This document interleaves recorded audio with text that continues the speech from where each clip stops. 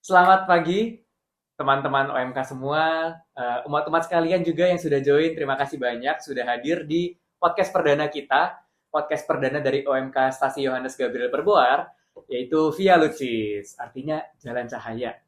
Nah, jadi memang di podcast ini podcast perdana ya, kita baru pertama kali mengadakan dan kedepannya kita bakal terus mengadakan karena sepanjang tahun 2026 ini, Keuskupan Surabaya ngebawa tema besar yaitu pendewasaan iman yang akan dilaksanakan menggunakan atau mengikuti Pancatugas Gereja. Dan ini ada hubungannya nih sama pembahasan kita hari ini. Cuman aku juga pengen jelasin aja sih tentang latar dari si Via Lucis itu sendiri. Selain karena Pancatugas Gereja, kita juga ngelihat kalau ternyata mahasiswa itu ataupun orang-orang muda ya, orang-orang muda terutama yang ada di stasi, itu kadang bingung kalau mau bahas hal-hal yang berbau Katolik, berbau iman. Kok kayaknya pembahasannya berat banget gitu, kita jadi bingung kita mesti ngapain, gimana caranya kita supaya ngerti, tapi nggak harus yang apa ya, tetap pede dengan diri kita tentang pengetahuan kita. Jadi gimana caranya anak-anak muda itu tetap bisa dekat dengan Tuhannya, dengan iman Katoliknya, tanpa harus bikin pembahasan yang pusing dan berat gitu loh. Jadi kebetulan banget di sini kita juga ngelihat apa ya, dunia itu sedang halnya perang gitu ya, lagi di mana-mana ada kekacauan, ada peperangan. Terus gimana juga kita nih sebagai anak-anak muda berperan? Gimana cara kita bisa bersaksi? Nah, mengenai bersaksi ini, kesaksian ini juga yang akan jadi tema kita pada pagi hari ini. Oke, di sini sudah ada dua narasumber luar biasa yang kita undang. Di sini ada Romo Dijoko, selamat pagi Selamat Romo. pagi, Sani. Ada C. Christine juga, selamat pagi C. Mungkin aku izin perkenalan secara singkat dulu aja ya. Di sini ada Romo Dijoko. Romo Dijoko itu kepala stasi di Yohanes Gabriel Perbar, bener ya Ya, Romo? betul. Betul. Kemudian di sini ada juga C. Christine. C. Christine ini menarik nih latar belakangnya. Karena C. Christine itu ngambil mahasiswa ini ya, apa? Ngambil mata kuliah teologi ya, C. Di IMAFI. Dan C. Christine ini juga aktif di komunitas Katolik Tionghoa, bener ya, C? Betul. Jadi kita kedatangan dua narasumber yang luar biasa. Semoga aja pandangan soal martiria atau kesaksian itu bisa kita pelajarin dari dua tokoh yang hebat di depan kita sekarang ini ya teman-teman. Nah, mungkin aku juga izin memperkenalkan diri ya. Jadi salam kenal semuanya, nama aku Stanis, aku salah satu OMK di stasi YGP, Yohanes Gabriel Perboar. Dan di sini juga aku menjadi perwakilan aja gitu ya. Kita sebutnya sebagai pandangan. Aku berusaha mewakili teman-teman atau umat-umat sekalian yang istilahnya masih bingung, masih nggak ngerti tentang kesaksian ataupun pancatugas gereja lainnya. Tapi khusus tema hari ini kita bahasnya kesaksian ya, Romo Hmm. C. Nah, nanti kalau ada pertanyaan atau segala macamnya, tulis aja di kolom komentar live IG kita. Kita akan usahakan buat kita bahas juga, entah itu lewat komen, entah itu lewat reels atau apapun ya nantinya. Karena sementara kita belum bisa langsung bales, cuman ditulis aja nggak apa-apa. Dan dia ajak juga ya teman-temannya, orang tuanya, keluarga-keluarganya buat join live IG kita ini. Gitu oke? Okay? Udah tanpa berlama-lama lagi, nggak sabar nih pengen ngobrol dengan Romo sama Cece. Mungkin kita mulai aja ya, Mo. Cek, Oke. aman ya? Ya. Oke, mungkin aku izin ngasih intro juga dikit ya. Mungkin ke Romo DJ dulu. Gini, Mo. Aku sebagai anak muda nih ya, Mo. Kan ngelihat martiria atau kesaksian martir itu kan di Alkitab pasti orang-orang yang mempertahankan nyawanya karena dia tidak mau menyangkal iman Katoliknya, kayak gitu kan, Mo. Mereka sampai rela entah itu dipenggal, entah dirajam batu, atau mungkin ya disalib juga dan sebagainya. Itu mereka disebut sebagai martir. Cuman kan sekarang kita nih anak-anak muda tahun 2026 di Surabaya. Hmm. Udah beribu-ribu tahun yang lalu kan kayak begitu tuh, Mo. Sekarang ini kita udah jarang nemu situasi di mana kita harus mengancam nyawa kita gitu untuk Hmm. mempertahankan iman. Nah, jadi pertanyaannya mau sebenarnya wujud iman zaman now atau di 2026 ini tuh menurut Romo kayak gimana sih wujud kesaksian, wujud martir?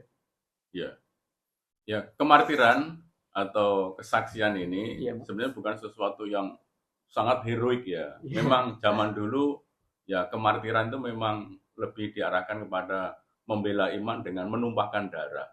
Ya, seperti Hmm. tadi dikatakan Stanis tadi. Ya. Tetapi kita lihat bahwa kesaksian itu sebenarnya pada intinya sesuatu yang sederhana sekali. Yaitu apa? Percaya pada Yesus. Percaya pada Yesus. Maka sebenarnya kita ya sebagai umat Katolik ya dipanggil untuk terus semakin percaya, semakin percaya. Saya semakin yakin pada Yesus sebagai Sang Juru Selamat saya. Saya semakin mencintai sungguh-sungguh Yesus. Saya semakin mengikuti dengan lebih dekat hari demi hari. Jadi ini sebuah perjuangan karena ya hidup kita itu ada dalam tekan-tekanan. Ya untuk sungguh-sungguh percaya yakin itu kan zaman sekarang itu kan tidak gampang. Karena ada macam-macam tekanan, situasi.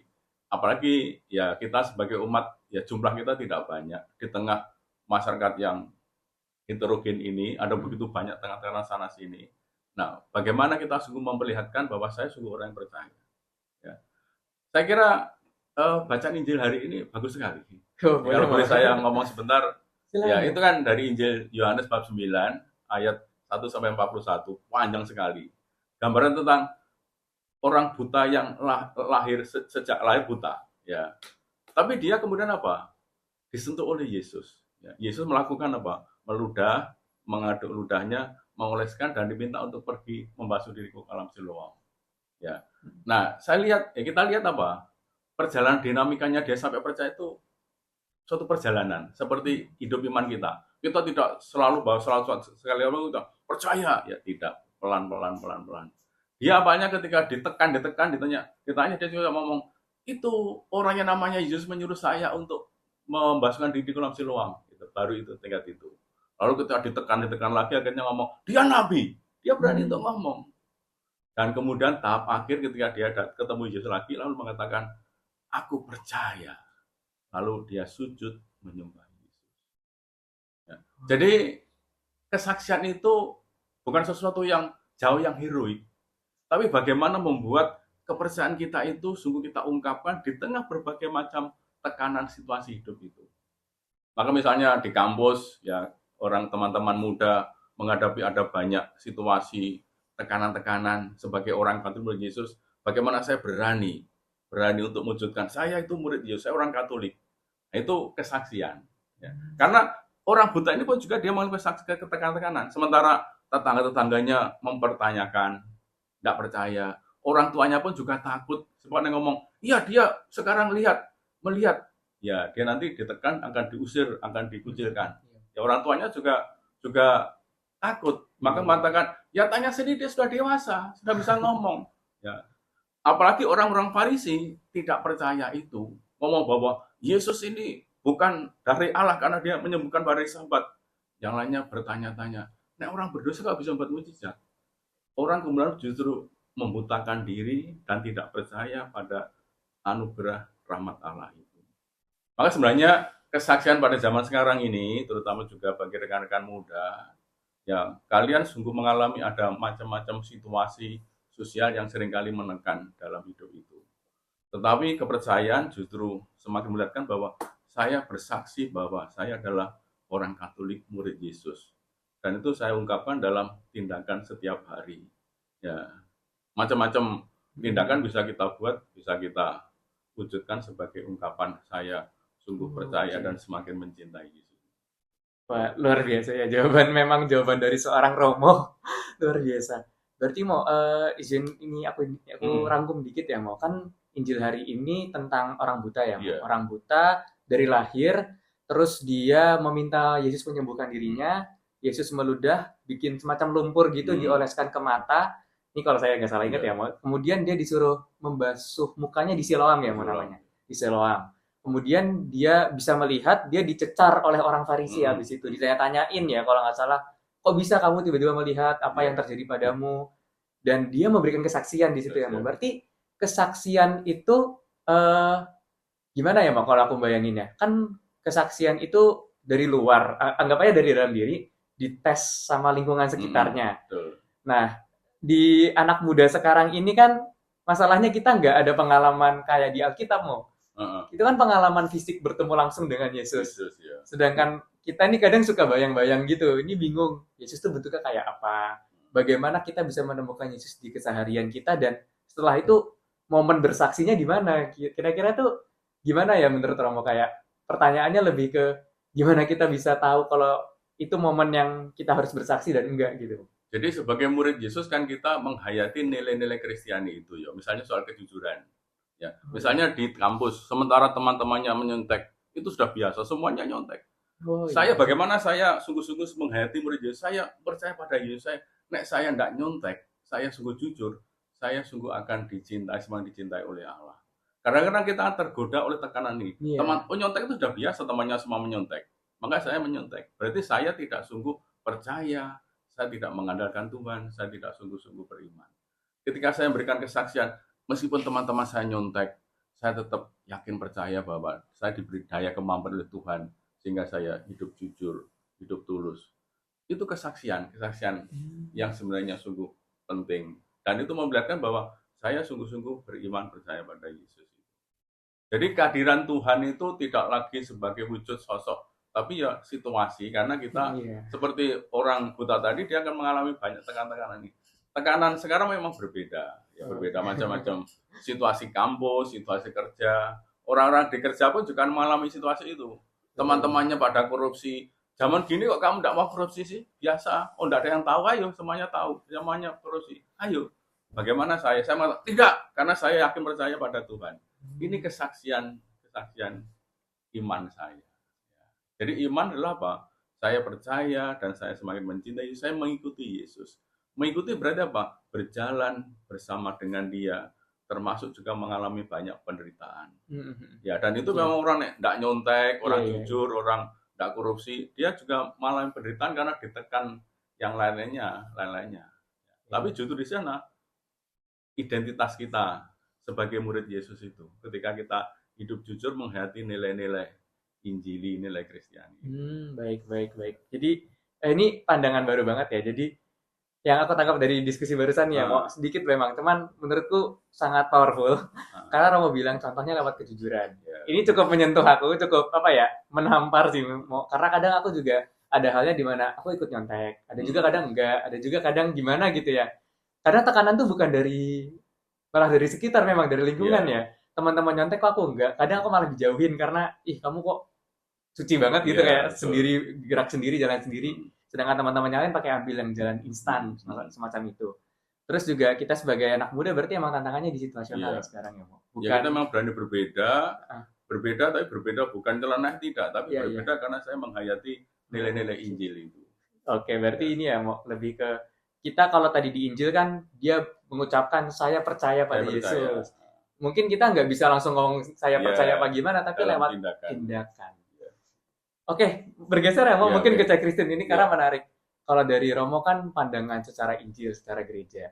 Sekarang aku pengen tahu pandangan dari Cek Kristen yang kesehariannya di komunitas Tionghoa Katolik, dan mungkin juga belajar soal teologi ya, Cek.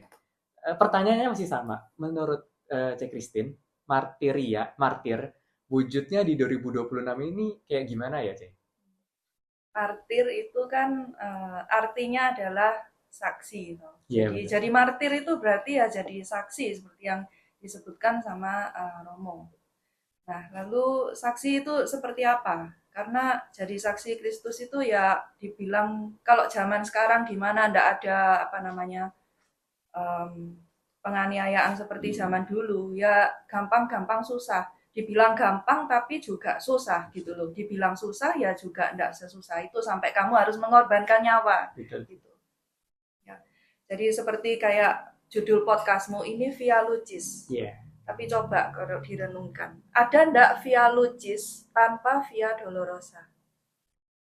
Ya, Nah Dolorosa itu kebetulan kita ini Lent ya, kita kan boleh. Prapaskah. Apa itu Via Dolorosa?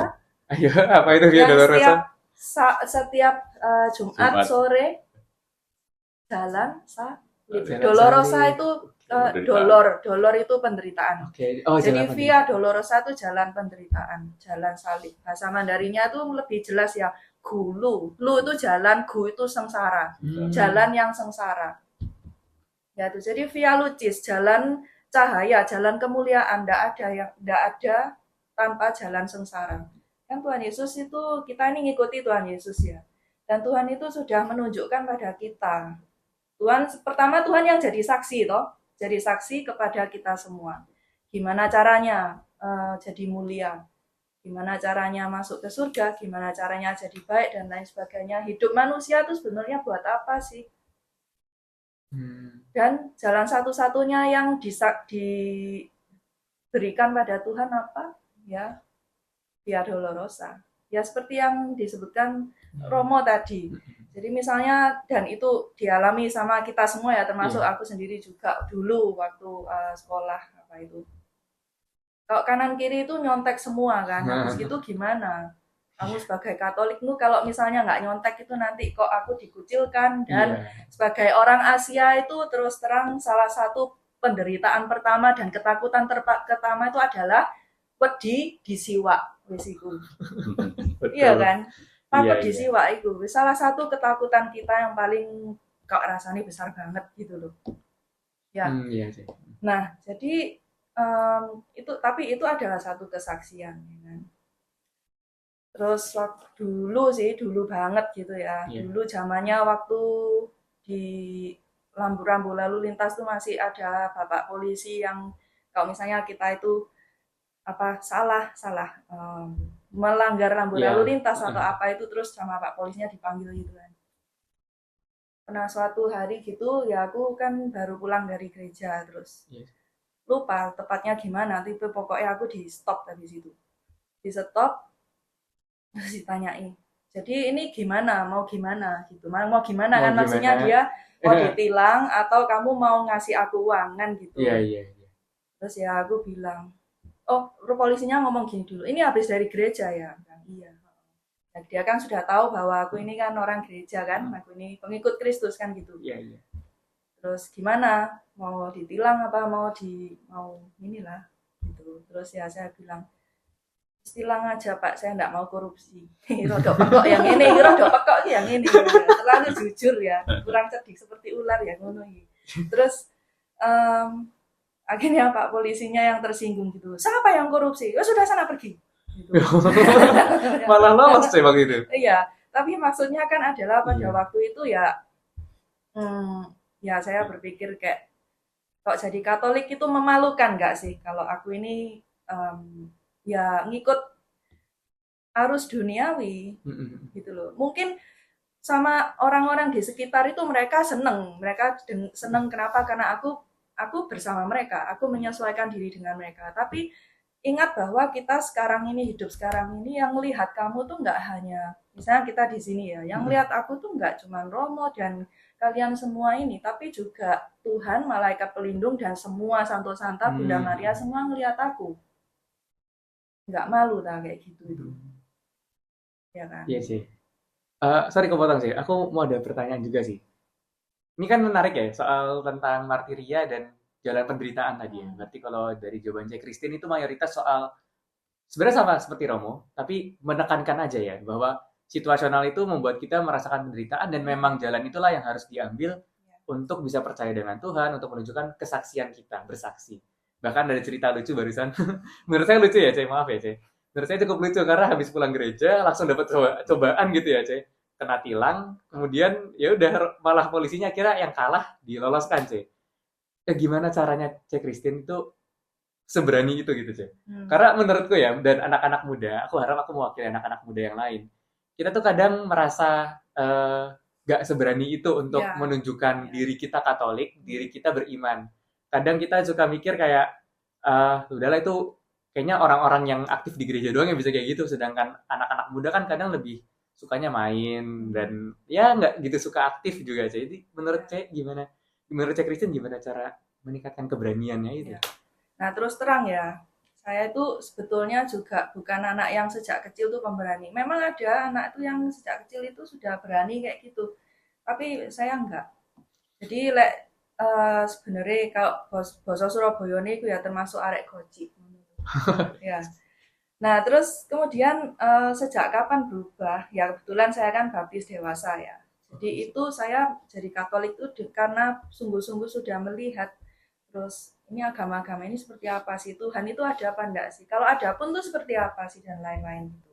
Jadi kemudian saya ke Katolik tuh karena ya saya sudah mantep mau ngikut Yesus ya.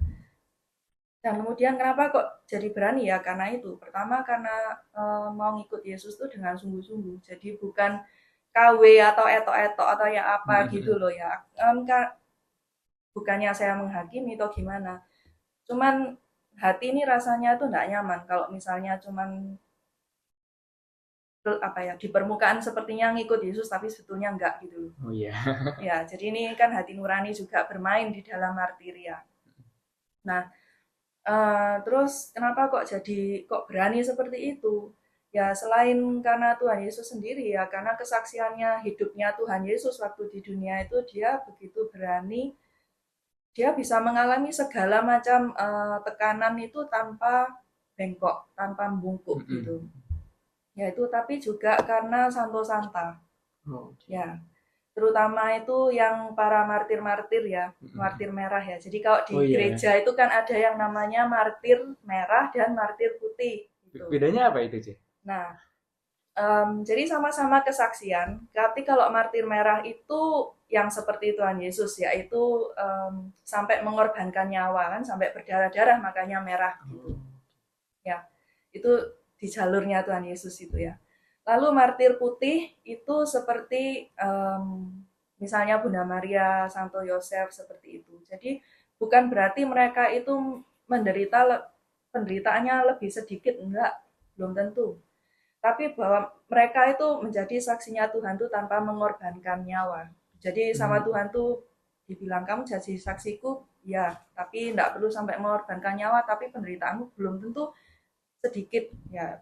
Kalau saya rasa ya, sejauh yang saya alami itu, ibu rumah tangga itu juga banyak sekali martir putihnya itu luar biasa itu. Mereka dalam mengasihi suami, mengasihi anak-anak dan lain-lain itu luar biasa. Dan itu semua enggak kelihatan kan?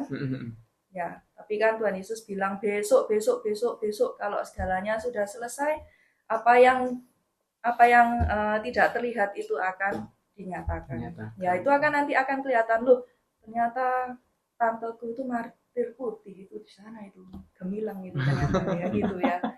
Nah, lalu ya kalau jadi orang Katolik zaman sekarang itu berarti kan tergolong banyak martir-martir putih ya, mungkin kita semua yang ada di kamar ini tuh besok akan ya masuk ke golongan martir putih semua ya kan. Tapi ya memang tadi yang kamu tanyakan itu, bagaimana seorang martir putih itu tuh bisa punya keberanian dengan melihat martir merah. Ya. Melihat Tuhan Yesus tentunya, tapi juga Santo Santa lain. Ya. Maka dan salah satu hal yang betul-betul mengesankan buat aku itu sebetulnya kita punya di Surabaya. Apa itu, Cik? Itu bom yang terjadi di SMTB. Itu 13 Mei 2018. Ya, waktu itu kan ada teroris yang kamikaze ya, bom bunuh diri itu di SMTB. Lalu kemudian di SMTB waktu itu ada 6 orang kalau nggak salah yang meninggal. Ya. Yang salah satunya itu adalah 6 orang itu bisa lebih banyak lagi, bisa jauh lebih banyak lagi yang meninggal. Kalau bukan karena pengorbanannya Mas Bayu. Jadi waktu itu ada satu umat di SMTB itu namanya Bayu, dan dia ini aktif di gereja tapi dengan hal-hal yang sangat sederhana. Jadi waktu dia tuh suka tugas kalau misalnya ada orang datang ke misa tuh, ini sepeda motor ayo di sini gitu, parkirnya di sini, tukang terus parkir ya, sederhana banget kan, iya, sederhana sekali. Dia suka seperti itu. Nah terus kebetulan posting terakhirnya di Instagram itu ya, status terakhirnya di Instagram itu sebelum dia waktu itu pergi ke lihat dia ya sambil dicari ya, Cik. Iya. Berarti mungkin aku sedikit. Kalau keberanian itu menurut Cik Christine, kita melihat dari martir merah. Sebagai kita ya martir putih di sini tuh melihat dari martir merah, dan SMTB ini salah satu bentuk martir merah ya berarti. Iya, banyak. Ya ini 6 orang ini martir merah gitu loh. Ini status terakhirnya Aloysius Bayu ya, SMTB ini. Selamat pagi, Tuhan memberkati, smile. Mandi, cus SMTB, tugas negara memanggil. Wah. Jadi tukang parkir tuh loh. Jadi tukang parkir itu apanya yang tugas negara gitu ya. Dan apakah dia itu setiap kali juga merasa kalau aku jadi tukang parkir tuh aku melakukan tugas negara gitu ya, enggak juga. Ya, kita nggak tahu apakah waktu itu dia itu sudah kayak ada feeling atau ada perasaan dikasih feeling sama Tuhan bahwa ini loh kamu akan jadi martir merahku di sini hari ini. Ya. Wah. Ya kita nggak tahu, tapi coba kalau itu direnungkan gitu. Luar biasa kan ini seorang Surabaya loh, iki arek Surabaya. Waktu itu dia meninggal tuh muda, usianya muda, anaknya satu masih kecil. Ya. Wow. Aduh. Dan anaknya tuh bangga sampai sekarang kan, aku punya papa martir. Itu luar biasa. Dan satu lagi ya yang coba boleh coba dipikirkan gitu. Coba kalau misalnya kita tanya ke umat-umat di SMTB ini tahun 2017 atau tanya ke keluarganya Mas Bayu ini tahun 2017 gitu kan, itu kejadiannya tahun 2018 sebelum. Bisa nggak sih di Surabaya ini tuh akan mengalami bom? Nah, semua orang akan bilang enggak lah, nggak mungkin ada martir merah di Surabaya itu. Tuh, tapi ternyata ada. Ya, jadi coba kita berpikir secara lebih realistis. Kalau misalnya besok kamu atau siapa gitu pergi ke misa, kamu akan meninggal karena pergi ke misa loh. Kamu tetap mau nggak pergi ke misa? Minggu depan kamu mau ke misa? Tapi itu juga satu kesaksian. Belum tentu memang bahwa besok kamu akan meninggal karena ikut misa atau mungkin keluarga atau siapa akan meninggalkan ikut misa, tapi coba dipikir dulu Tuhan, nanti setelah podcast ya coba tanya pada diri sendiri, Tuhan kalau misalnya nanti aku mau panggil sebagai martir merah karena aku menjalankan ibadah ini, kesaksianku ini, aku tetap mau nggak jadi Katolik, tetap mau nggak jadi milikmu, tetap mau nggak jadi saksimu, tetap mau misa nggak aku ini. Ya. Jadi sekalipun kalau kita ini akan hidup tenang-tenang baik sampai tua, tapi kalau kita punya itu artinya kita punya jiwa seorang martir. Itu kamu akan jauh lebih berani. Nanti kamu ngatasi tekanan-tekanan lain itu akan jauh, kamu akan kerasa bedanya. Wah, ini jujur membuat perenungan buat kita ya. Jadi aku harap para penonton, umat-umat, teman-teman OMK semua merenungkan pertanyaan dari Cek Christine barusan. Kira-kira kalau besok, minggu depan, kan minggu ini udah tinggal ntar sore ya soalnya, kalau bisa minggu depan kita ke gereja, ada nggak bayangan bahwa kita akan menjadi seorang martir? Martir itu bisa martir putih ya Cek tadi, martir putih ataupun martir merah. Tadi juga sempat di-mention sama Cek Christine, ibu rumah tangga pun martir putih masukannya ya, karena banyak yang dikorbankan lewat sehari-harinya. Jadi teman-teman OMK tolong ya, buat ibu-ibunya di rumah, mama-mamahnya di rumah itu disayang dengan baik, karena mereka juga berkorban banyak untuk kita. Ini istilahnya cukup menampar juga, sama kayak jawaban Romo, menampar aku sih Cek barusan, karena sebagai anak muda kadang kita nggak kepikiran sedalam itu. Kita kan ya udah yang penting di rumah ada mama, ya udah selesai, dibikinin makanan, dicuciin bajunya dan segala macam.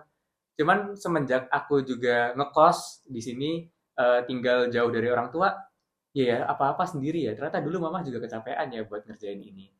Jadi martir putih ternyata seperti itu ya, lewat keseharian, sama kayak yang Romo Dwi Joko ngomong barusan, bahwa keseharian kita itu pun juga udah salah satu bentuk kesaksian.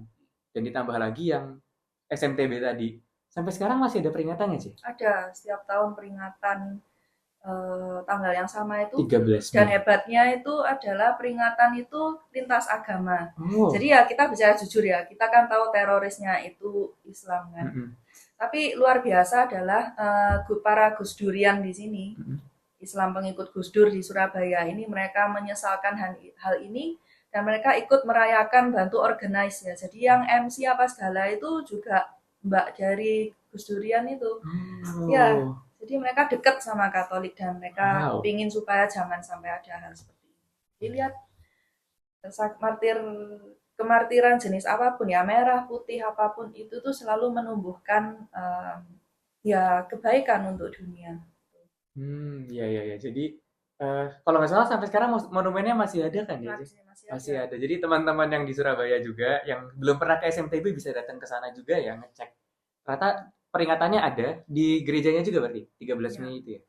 13 Mei setiap tahunnya akan ada peringatan. Menarik sih, sekarang masih bulan Maret, 2 bulan lagi. Mungkin teman-teman ada yang mau ikutan juga.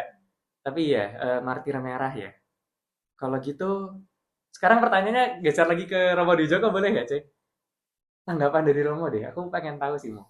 Kan ini dekat dengan gereja ya, Mo. Romo kan tahu tentang situasi di gereja dan segala macamnya. Waktu itu tanggapan gereja soal yang peristiwa kemartiran di SMTB itu bagaimana? Hmm. Menurut Romo? Ya gereja tentu saja prihatin akan hal itu. Tapi juga ini merupakan suatu benih iman. Artinya darah yang tertumpah itu selalu menyuburkan iman. Kita yakin dan percaya bahwa ketika ada orang yang berani mengorbankan diri, seperti sang guru kita itu, Ya. nanti hasilnya rahmat yang berlimpah. Kalau Yesus itu adalah keselamatan seluruh umat manusia, maka juga ada orang yang berkorban, entah itu melalui darah ataupun macam-macam martir putih pun juga akan menyuburkan iman itu. Maka gereja juga sangat mendukung, manakala juga ada peringatan-peringatan macam ini, dan peristiwa itu tentu saja memang tentu saja juga memprihatinkan dan gereja juga berduka untuk itu. Tapi gereja juga mengingatkan kita supaya kita juga meneladan menimba inspirasi dari peristiwa itu, ada orang yang berani untuk berjuang untuk memberikan hidup untuk sesama itu. Maka ini suatu peristiwa yang sebenarnya kita maknai sebagai sebuah kita perlu untuk membangun kebersamaan, karena seringkali mengapa orang kok sampai benci, begitu benci? Ya karena sebenarnya orang kekurangan cinta itu. Orang tidak sungguh untuk mencintai. Maka kalau kita sebagai orang Katolik itu sungguh-sungguh mencintai Tuhan, Yesus itu mencintai semua orang. Maka kita nanti juga akan mengikuti jalan Tuhan dan mencintai semua orang itu. Bahkan kita akan mampu untuk apa? Berdoa mencintai musuh-musuh kita. Itu memang lebih dalam lagi, karena sebagai manusia kita tidak sanggup karena kita ingin mengutuki gitu. Tapi kita diminta untuk apa? Mendoakan, mencintai. Ya. Nah, kita di sana justru semakin memperlihatkan diri sebagai mengapa saya kok mampu untuk mencintai, mengampuni, mengapa? Ya karena saya sebenarnya mendapat kekuatan dari Tuhan dan saya semakin mencintai Yesus. Saya semakin beriman pada Dia, berarti saya akan mengungkapkan itu melalui tindakan-tindakan nyata, termasuk mencintai, mengampuni, bersaudara. Itu akan kita buat. Oke, Mo. Makasih ya jawabannya, Mo. Berarti dari gereja sendiri tentunya berduka ya. Jadi hal-hal kayak gini tuh ada baik dan buruk ya. Dalam artian buruk itu ya kita tidak mengharapkan tidak mengharapkan ya, Mo. Tapi kalaupun itu terjadi, itu memupuk iman kita bersama, menguatkan kita bersama gitu ya. Selalu ada yang ditarik dari macam-macam kejahatan, keburukan dunia, karena memang sebenarnya kemakuasaan Allah apa? Bukan menyingkirkan yang jelek, kejahatan, itu selalu ada. Selalu ada. Tapi menarik sesuatu yang baik. Maka tugas kita justru adalah menarik sesuatu yang baik. Apa sih makna yang kita petik dari macam-macam keburukan, kejahatan dalam dunia itu? Selalu ada yang baik untuk kehidupan kita. Mungkin selama ini kita sebagai anggota gereja kurang ramah dengan teman-teman kita, kurang bersaudara, kurang bersahabat, kurang sungguh mencintai mereka, sehingga terjadi peristiwa-peristiwa itu. Maka ada selalu hal kebaikan-kebaikan yang bisa membantu kita untuk sungguh-sungguh menghayati apa artinya cinta dan beriman kepada Tuhan. Oke, Bu, ini jadi menarik karena kita akan bahas yang selanjutnya nih, Bu. Jadi tadi kan Romo sempat mention beberapa bahwa kita bisa memberikan cinta. Kesaksian kita adalah bentuk cinta kita ke orang-orang di sekitar kita. Nggak coba di lingkungan gereja, mungkin lingkungan lebih luas dari gereja itu sendiri, Mo. Nah, sekarang anak-anak muda nih, terutama saya sih, Mo. Kadang itu kalau abstrak, kalau konsepnya kami bingung itu apa, kami jadi nggak tahu harus ngapain. Kami pengen tahu sih, aku terutama juga pengen tahu dari Cek Kristin dan dari Romo, kegiatan apa yang bahkan hari ini pun juga, ataupun besok, ataupun yang terdekat itu kita bisa lakukan, dan itu adalah salah satu bentuk dari cinta kasih, kesaksian kita ke sekitar kita. Mungkin nggak harus yang langsung luas gitu ya, Mo. Sesimpel apa sih, Mo, kesaksian itu? Kesaksian itu sebenarnya kan kalau kita kembali pada identitas kita ya kan, diingatkan oleh kamu adalah pelita. Ya, pelita. Kamu adalah garam dunia terang. Misalnya pelita itu ya, pelita itu tidak ditaruh di bawah gantang, di bawah tempat tidur, tapi menyala di atas kaki dia. pelita itu identitasnya apa? Namanya pelita itu ya menyala memberi terang, memberi terang. Maka kita sebagai umat Katolik ya memberi terang. Di mana? Ya di mana kita berada. Terang itu tidak perlu harus besar, yang penting apa? Kesediaan untuk memberi terang itu. Mungkin hanya lilin atau pelita di rumah, di ruangan. Ya memang dia beri terang di situ. Ya, maka kita mengatakan ada kota di atas gunung di mana dia bisa memberi terang kepada banyak orang. Misalnya orang-orang terkenal seperti Santo Yohanes Paulus II, Ibu Teresa Calcutta, terangnya bercahaya sampai menerangi dunia. Tapi ada juga cuma pelita yang hanya dinyalakan di ruangan saja memberi terang kepada sekitar itu. Maka bukan soal besar kecilnya, bukan perkara itu. Tapi kesediaan kita memberi diri di mana kita berada. Jadi kalau ada teman-teman kita yang misalnya aktif di gereja, jadi lektor, misdinar, oke. Tapi kesaksian bukan hanya itu saja, tidak terbatas. Itu salah satu dari bentuk kesaksian. Tapi misalnya Stanis di kampus, sibuk dengan kampus, menjadi pengurus di sana, aktif memberikan berkat di sana, ya itu kesaksianmu. Jadi tidak usah terpancang pada salah satu bentuk kesaksian saja, tidak. Karena Tuhan itu memberi kepada kita begitu banyak sarana, kesempatan, karunia, di mana kita perlu untuk memberikan diri, di mana kita berada. Jadi terang itu ya justru berguna ketika dia menerangi di mana terang itu ada. Tidak perlu harus, bukan soal besar kecil, sekali lagi tidak, tapi kesediaan untuk memberi terang itu. Dan identitas kita itu. Ya. Jadi misalnya orang-orang Katolik yang tidak sempat untuk aktif di gereja karena pekerjaannya, ya enggak apa-apa. Ya di sana, di mana Anda berada itu, Anda melayani, di sana bisa memberikan diri untuk memberi kontribusi kepada masyarakat, kepada dunia, menjadi terang bagi sesama. Ya, berarti ini baru ya. Jadi menurut saya, makanya saya punya pandangan sebelum Romo ngomong barusan ini, pandangan saya tuh, ya saya harus ke gereja, saya harus ke lingkungan yang mungkin banyak orang sakitnya, atau saya mesti ke tempat bencana dan segala macamnya, membantu di sana untuk menjadi saksi Kristus gitu, memberikan terang. Tetapi ternyata sesimpel di mana kita udah berada aja itu nggak masalah ya.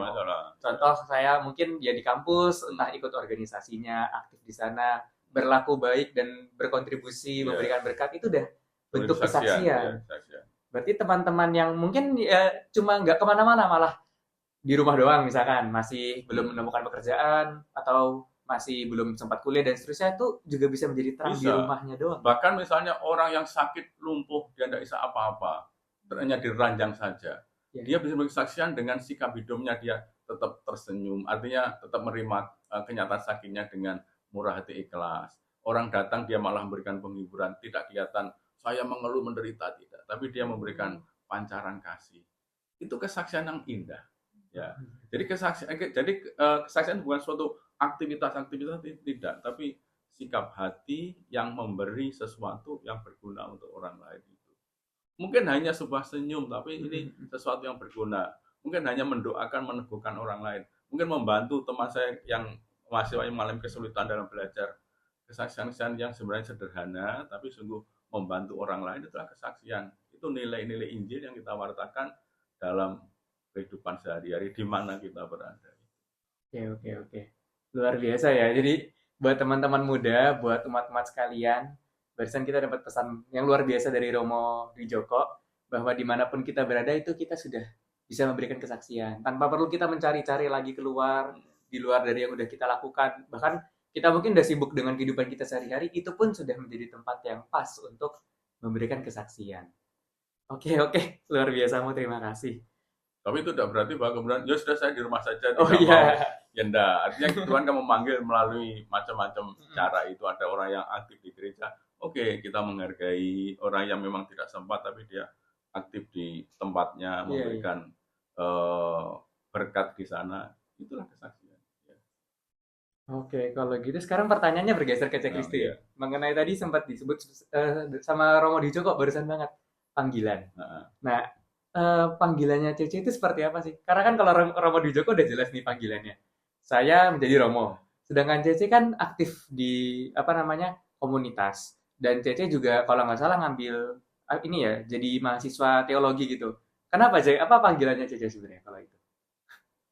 Tak rasa aku akan ngulangi hal yang perkataannya Carlo Acutis. Apa itu sih? Tahu ya Carlo Acutis itu siapa? Dia kan Santo yang santo yang anak muda kan, pelindung anak muda kan. Dia bilang, kalau dia tuh kalau ditanyai orang gini, what's your life plan? Jadi rencana hidupmu tuh apa sih gitu kan? Jadi kayak panggilan hidupmu tuh apa? Dia bilang, ya my life plan is to always be close to Jesus. Itu aja.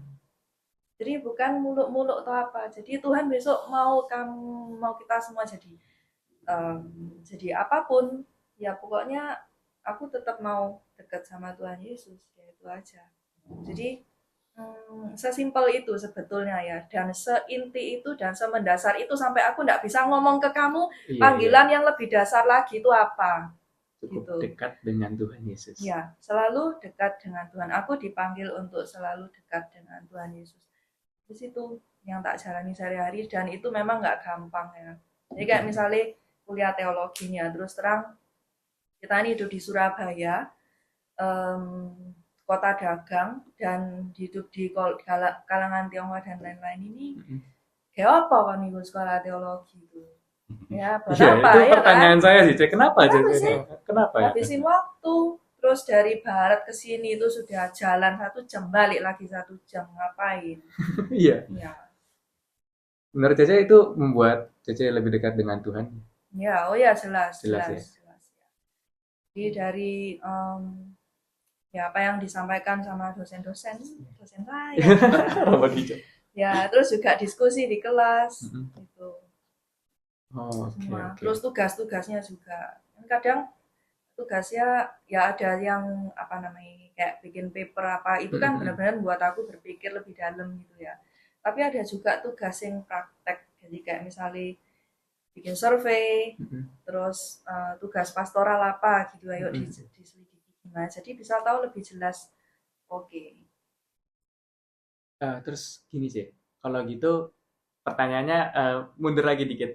Aku pengen tahu, kan kalau tadi aku udah ngomong Romo Di Joko udah jelas nih tentang panggilannya menjadi Romo, ya kan ya Mak? Kan sedangkan Cek Christine tadi ingin dekat dengan Tuhan, dengan Yesus. Kita sebagai orang yang sama-sama awam di sini, teman-teman yang OMK juga, gimana cara menemukan panggilannya? Ini kan salah satu bentuk bersaksi juga kan, Cek, tentang gimana kita bisa menemukan panggilan di lingkungan yang kita sekarang ini udah ada. Ya. Itu gimana caranya kami tuh sebagai orang-orang yang mungkin merasa belum atau bahkan nggak sadar tentang panggilannya itu bisa tahu dan sadar gitu. Prosesnya Cece sendiri gimana? Bisa tahu dan sadar. Pertama, kalau saya ini kan panggilan untuk apa dekat Tuhan dan ikut Tuhan itu kan dewasa, karena aku ini baptis dewasa ya. Yes. Jadi gimana kok dulu bisa gitu? Tak rasa itu aku yakin karena ada orang-orang yang doakan saya sekalipun saya nggak tahu. Dan mungkin di dunia ini aku nggak akan pernah tahu ini siapa yang doakan aku. Mungkin besok di surga aku kan tahu, oh ternyata ini itu siapa ya. Jadi kita punya iman Katolik ini. Kalau aku ini sekarang sadar tentang panggilan mendasarku itu apa, mengikut Yesus dan mencintai Dia. Ya pertama-tama karena itu jasa orang lain yang mendoakan juga dan mungkin berkorban untuk aku juga ya.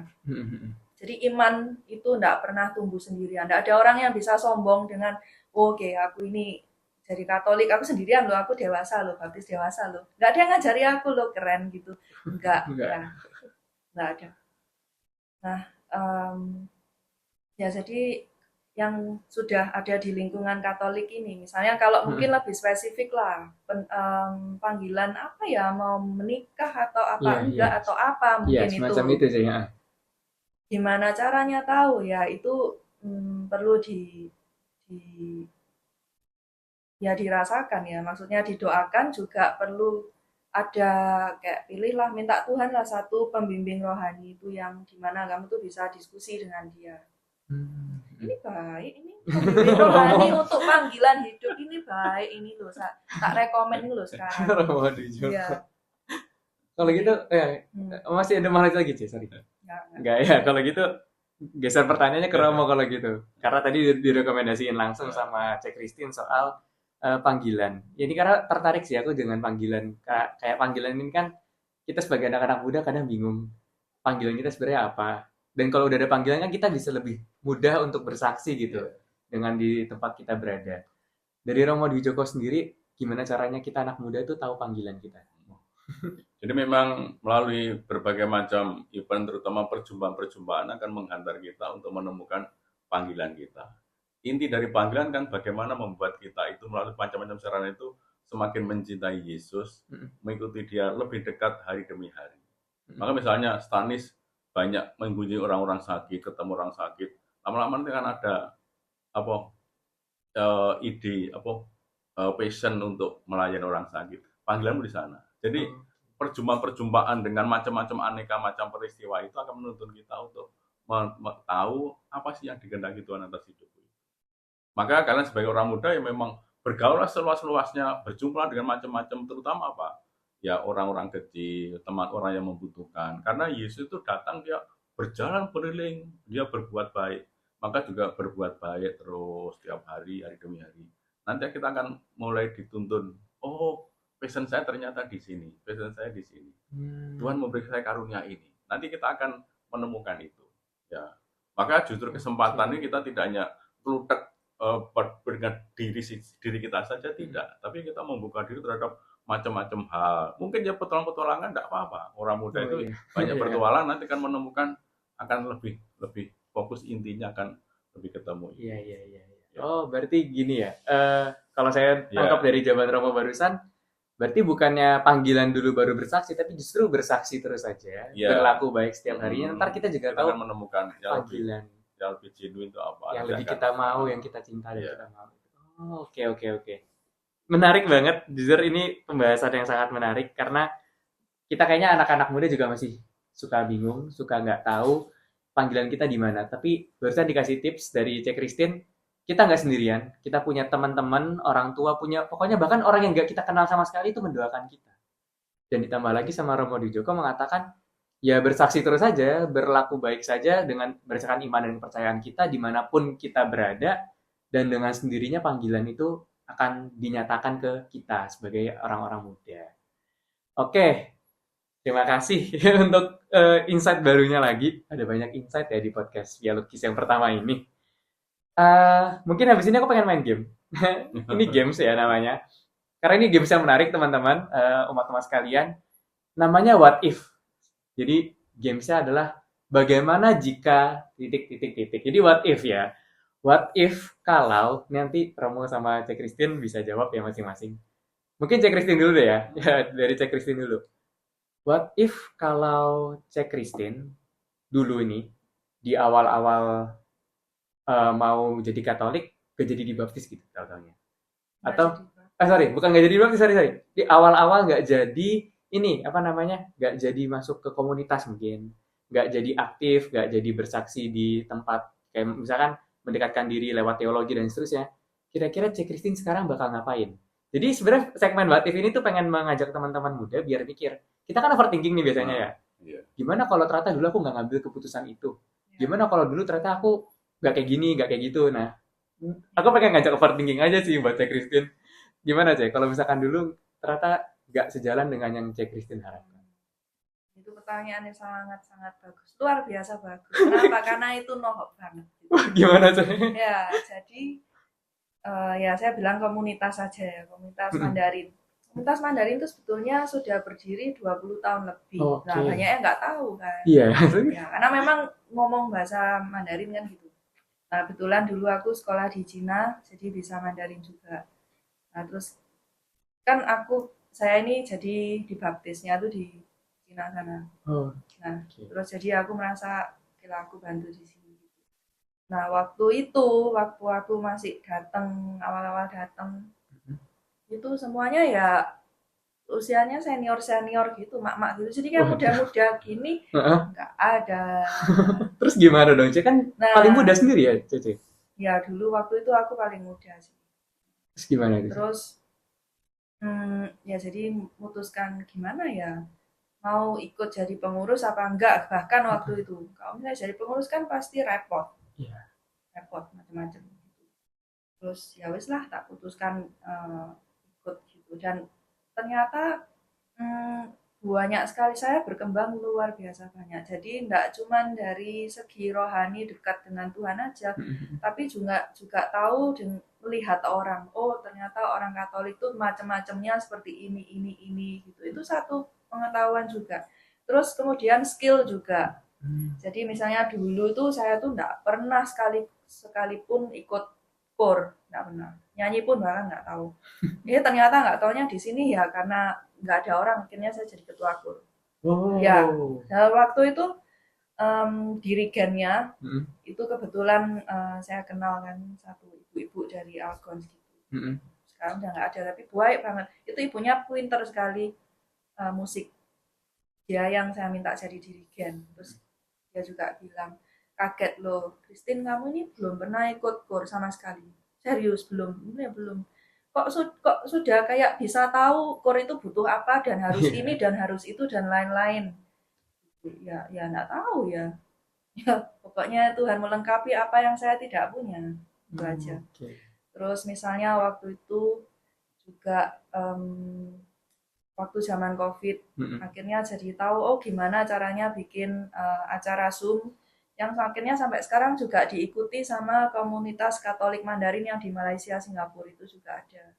Kita tiap Jumat tuh terhubung. Kalau sekarang Prapaskah, jadi selalu Jumat itu doa jalan salib online bahasa Mandarin. Tapi kalau biasa itu doa rosario Mandarin. Macam-macam banyak sekali berkembang. Jadi kamu tanya what if kalau misalnya saya waktu itu nggak ikut komunitas Mandarin atau mungkin saya cuma ikut sekedar misa aja tapi saya nggak mau jadi pengurus, nggak mau repot-repot, nggak mau apa gitu ya. Nggak bisa bayangkan sih. Ya yang jelas itu pasti nggak seterdewasakan ini ya, nggak seterdewasakan ini dengan suka dan duka dan apa segala repot apa yang ada di komunitas itu. Cuman kalau gitu, semisal tidak ikut, apakah Cek Christine tetap bisa bersaksi atau akan terus bersaksi juga? Waktu itu masih udah jadi Katolik kan ya, Cek? Udah. Ya, jadi kalau kita ini sebetulnya mau ikut apa enggak itu kan kehendak bebas ya. Jadi betul. Kan kayak Tuhan tuh nyodori gini loh. Ini loh, kamu kalau menurutku sih kamu lebih baik cobalah kamu ambil ini. Kamu ikut komunitas ini. Kamu mau enggak gitu. Kalau misalnya enggak mau, ya bilang waduh Tuhan aku enggak mau ini. Tapi namanya Tuhan tuh kan dia kan ayah ya. Dia kan papa, namanya papa dia pasti selalu menyodorkan hal-hal yang baik untuk kita. Kamu nggak mau ini ya wes lah, mungkin nanti hal lain atau hal lain. Yang penting adalah kita ini sejauh mana kita ini mau dengan dia gitu loh, dengan Tuhan kan itu. Kesungguhan dari awalnya ya. Oke. Gantian boleh ya Cek? Kita ke Romo di Joko karena ini menarik nih kalau ditanyain ke Romo. What if buat Romo kayak jadi Romo? Misalkan, sorry ya Mo, jadi bapak di Joko gitu aja. Di Joko. Iya, tidak ada Romonya. Misalkan waktu itu Romo udah diakon ya, mau diakon kan belum jadi Romo kan? Iya. Hamin satu mau tahbisan, Romo nggak jadi misalnya. Memilih untuk kayaknya cancel deh, kayaknya nggak mau deh. Ini gimana? Kira-kira Romo sekarang akan ngapain? Kemudian apakah Romo akan masih bersaksi, masih terus bersaksi di tempat yang Romo jalani, entah dimanapun itu? Oh ya tentu. Saya dulu SMP itu sebenarnya pengen jadi insinyur. Wah, pengen dulu. Saya membayangkan bangun jembatan yang besar macam sipil, itu. Mo? Sipil. Ya. Tapi kemudian kan saya kembali ingat kata-kata ibu saya dulu. Dulu waktu SD itu ibu saya pernah ngomong waktu Romo datang dari Ngawi ke kampung saya itu misa. Misalnya dulu belum punya gereja, cuma di rumah saya sebulan sekali begitu. Lalu misa itu ibu ngomong, Romo, cobain mau jadi Romo. Waktu ya pelenggang dan kok ibu saya kok ngomong gitu ya. Tapi itu kan tersimpan dalam hati. Lalu saya banyak didoakan, jadi misdinar. Lalu kemudian lambat laun meskipun saya pengen jadi insinyur, tapi kemudian saya akhirnya oke lah saya jadi imam karena apa? Saya melihat situasi umat mengharapkan datanya imam kurang macam-macam itu akhirnya saya masuk. Seandainya saya tidak jadi imam.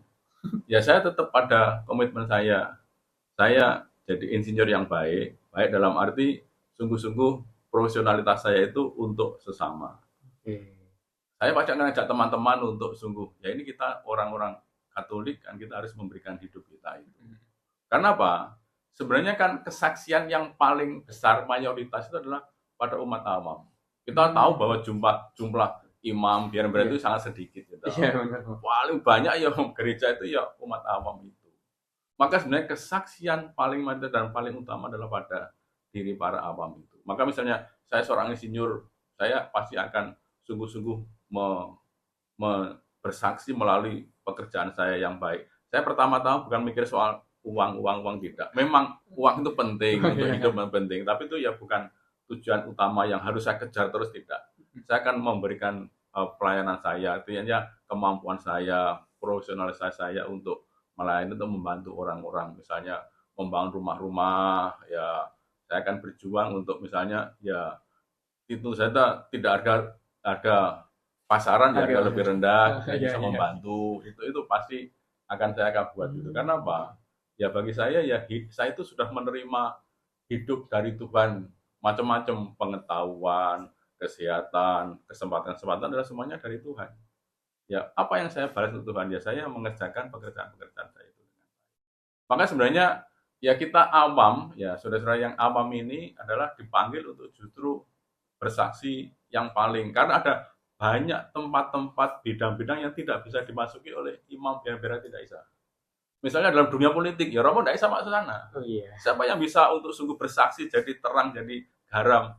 Ya saudara-saudara teman-teman kita yang berkecimpung di sana. Maka sebenarnya ya ketika saya jadi awam, ya saya akan sungguh memberikan hidup saya untuk pelayanan supaya masyarakat itu sungguh akhirnya bisa hidup baik, dan itu kesaksian pemberian diri saya karena saya sudah merasa bahwa saya itu sungguh dicintai Tuhan, saya harus memberikan hidup saya juga untuk pelayanan penuh kasih kepada sesama. Oke, luar biasa ya, luar biasa banget. Jadi mungkin kalau doanya itu ya, kalau bagi orang yang bingung, Tuhan mau aku ini jadi apa gitu, Iya. doanya adalah Tuhan mau aku memberikan diri itu di mana. Iya. Jadi aku harus memberikan diriku ini di mana, Tuhan tunjukkan caranya. Oke, doa yang powerful ya, Jay. Sangat powerful karena kita berserah, kita pasrah, kita percaya Tuhan akan memberikan yang terbaik buat kita. Jadi teman-teman muda sekalian, umat-umat sekalian juga bahkan bisa mendengarkan yang dikasih tahu oleh Cek Christine dan Romo Dijoko barusan. Tadi ada sedikit pesan kalau Cek Christine ya Tuhan punya banyak cara untuk menyentuh kita. Kita tinggal bagaimana kita percaya dengan Tuhan dan kita mengikuti jalannya. Jadi kalaupun mungkin Cek Christine tidak ikut komunitas Tionghoanya dulu, ada banyak cara lain yang pasti juga akan mengembangkan diri Cek Christine gitu. Dan gitu pun juga dengan Romo. Romo juga kalaupun tidak menjadi Romo, ya akan menjadi seorang insinyur. Dan ketika menjadi seorang insinyur itu tetap memberikan yang terbaik untuk orang banyak. Jadi kita tidak mesti mikir, ya cara terbagus jadi Romo, cara terbagus mesti aktif dan segala macam. Tidak seperti itu ternyata ya, Mo. Dimanapun kita berada, yang penting kita memberikan kesaksian. Karena justru jumlah imam itu juga jauh lebih sedikit dibanding orang-orang awamnya. Wow. Oke, sorry banget karena waktunya udah mau habis sebenarnya ya. Kalau gitu secara singkat aja ya, Mo, sama Cek Christine.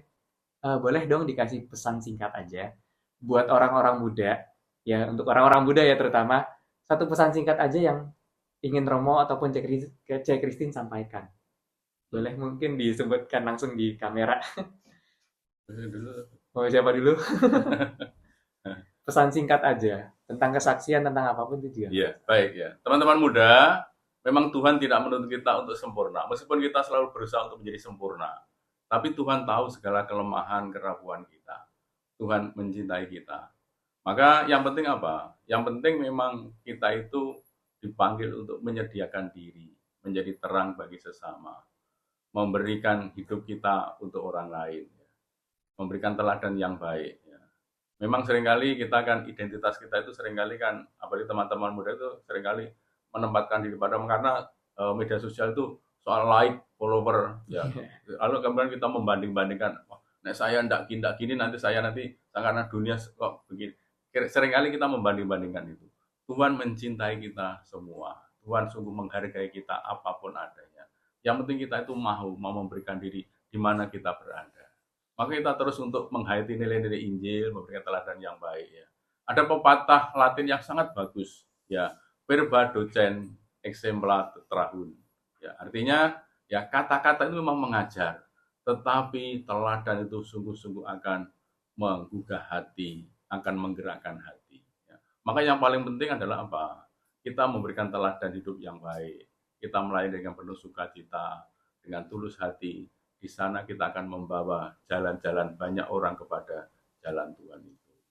Maka teman-teman muda, tidak usah membanding-bandingkan. Tuhan mencintai kalian, Tuhan menyayangi kalian, masing-masing kalian sungguh berharga di mata Tuhan.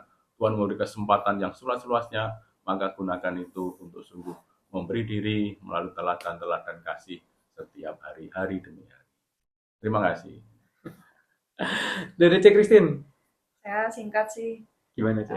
Teman-teman, kalau misalnya misa ya, setiap kali misa setelah terima komuni doa kan, salah satu doanya itu mintalah, Tuhan jadikan aku saksi cinta kasih-Mu. Itu aja.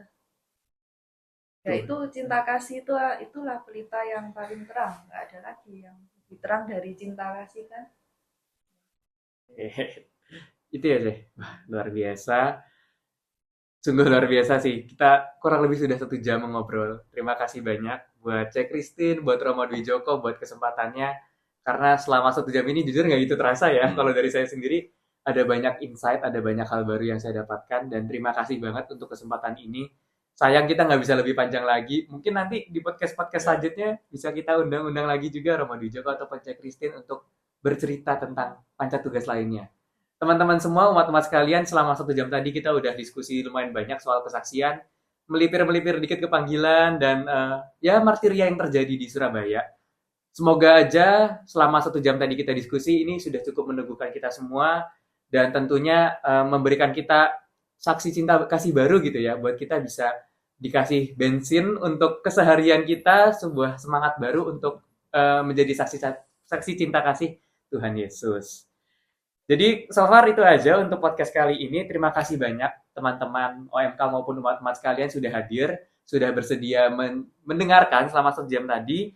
Mohon maaf kalau ada salah kata, Romo, Cek Christine, saya juga mohon maaf kalau selama 1 jam tadi ada banyak salahnya. Semoga di kesempatan lainnya podcast Via Lucis ini bisa lebih baik lagi, sehingga tolong teman-teman semua, teman-teman OMK ataupun umat-umat sekalian, pantengin terus IG-nya, jangan lupa follow IG Komsas kita, Stasi Yohanes Gabriel Terbayar, dengan juga di OMK kita. OMK kita juga punya IG, tolong jangan lupa di follow. Dengan itu kita bakal ada banyak konten-konten lainnya, akan ada banyak informasi lainnya soal podcast yang akan datang. Dan komen juga kira-kira untuk selanjutnya kita akan bahas panca tugas yang mana ya? Kira-kira bisa ditulis aja langsung di kolom komentar. Oke, itu terima kasih banyak Romo, terima kasih banyak Cek Christine untuk kesempatannya. Stay tune di podcast Via Lucis, menerangi jalan.